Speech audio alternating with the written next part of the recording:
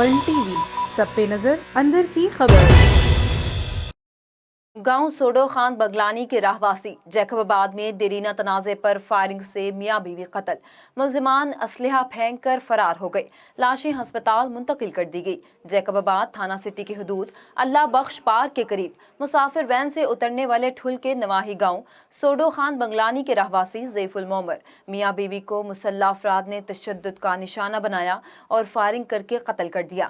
واقعے کے بعد ملزمان اسلحہ پھینک کر فرار ہو گئے۔ اطلاع پر پولیس نے لاشوں کو تحویل میں لے کر سول ہسپتال منتقل کر دیا، جہاں پر مقتولین کی شناخت خادم اور صدوری بغلانی کے نام سے ہوئی ہے۔ پولیس کے مطابق واقعہ دیرینہ تنازع کا شاخسانہ ہے۔ ملزمان کی گرفتاری سمیت واقعے کی مزید تفتیش کا آغاز کر دیا گیا ہے۔